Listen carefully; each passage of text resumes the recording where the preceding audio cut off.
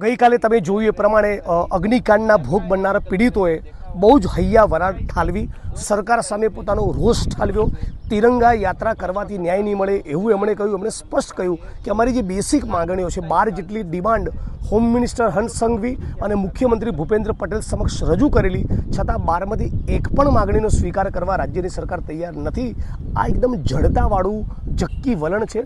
જે ભોગ બનનારો હોય, જેણે પોતાના સંતાનોને સ્વજનો ગુમાવ્યા હોય, એના માટે કરુણાસભર વર્તન હોવું જોઈએ, સહાનુભૂતિ અને લાગણી હોવી જોઈએ। એ 1 કરોડનું વળતર માંગતા તો સરકારે સામે ચાલીને 1.5 કરોડનું વળતર આપવું જોઈએ। તાબડતોબ ફાસ્ટ ટ્રેક કોર્ટની જાહેરાત કરવી જોઈએ। નોન કરપ્ટ અધિકારીઓની SIT અથવા CBIને તપાસ સોંપવી જોઈએ। આ તો કોઈ પણ પીડિત પરિવારની માગણી હોય, આનો પણ સ્વીકાર નહીં કરવો એ રાજ્ય સરકારનો ઘમંડ અને અહંકાર બતાવે છે કે ભલે પીડિતો રડ્યા કરે, કગર્યા કરે, રેલીઓ કરે, રાજકોટ બંધ કરે, આંદોલન કરે, અમને કંઈ ફરક નથી પડતો।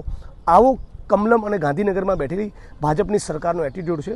રાજકોટ, સૌરાષ્ટ્ર અને ગુજરાત આ એટીટ્યૂડને જોઈ રહ્યું છે। આ યોગ્ય નથી। જે ન્યાયયાત્રામાં નથી જોડાય એમના માટે પણ અમારી સ્વાભાવિક રીતે લાગણી અને સહાનુભૂતિ છે। એમને પણ આહવાન કરીએ છીએ, આવો તમે જોડાઓ। આ તમારું કોર્સ છે, તમારું કામ છે, તમારું લડત છે।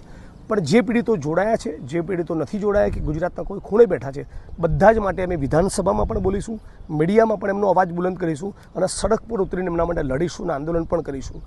ન્યાય કા હક મિલને તક ગુજરાત ન્યાય યાત્રા ચાલતી રહેશે।